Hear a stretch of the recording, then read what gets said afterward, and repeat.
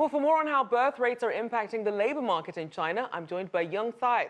He's an assistant professor of sociology and a fellow at the Carolina Population Center at the University of North Carolina in Chapel Hill. Welcome to the show. Thanks for having me.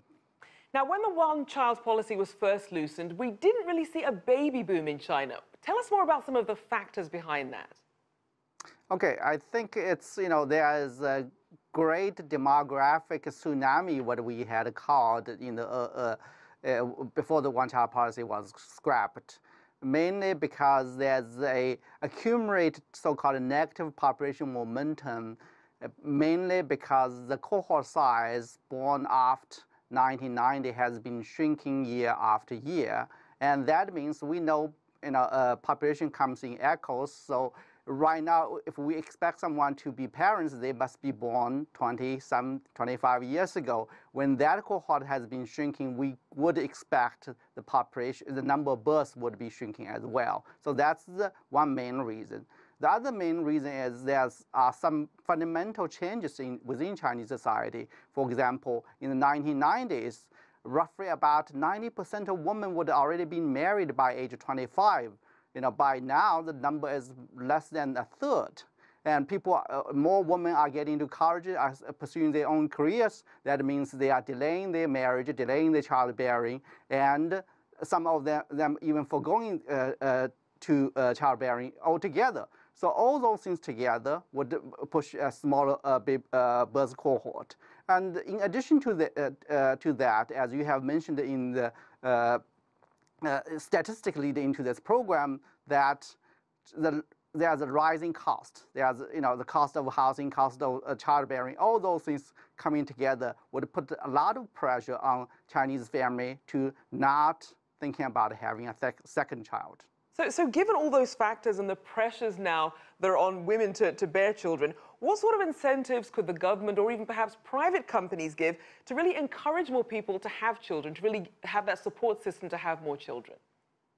Yeah, certainly. I think what we often say, it takes a village to raise a child, and the society and the company, everyone can contribute to create a much more supportive environment to help families and women to have more kids. For example, child care is a very important thing, and also much more important in China, in Chinese society, is the gender equality ratio. And your program probably have covered, the gender discrimination in job market in companies are sometimes very much observant. So that means companies and the government can do a lot to protect the women's rights, to give them the protection and support to raise kids.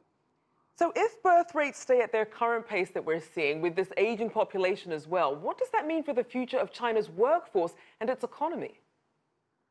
So we will see a gradual shrinkage of so-called young labor force if we define that from roughly about 20 to 30 years old. That's a fact because that generation has been born, and we will see a gradual decline. At the same time, the old generation will grow. So labor force is an interesting concept because no law defines that people should stop working at age 55. Yes, there's a retirement age, but people certainly can still continue to work. So it really depends on how society sets up the labor market to encourage people to participate in economic activities.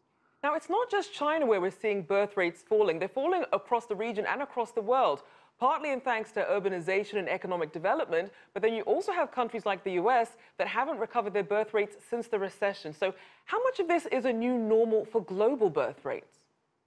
I think, US was more or less an exception before the Great Recession. US fertility was quite high in the development country standard, but now US seems like to join everybody else coming to this birth-death situation. And it is very true, the modern society, the current setup does not encourage people to have lots of kids because we have the competition between career and family, between market and family. It is very difficult position for many families to balance.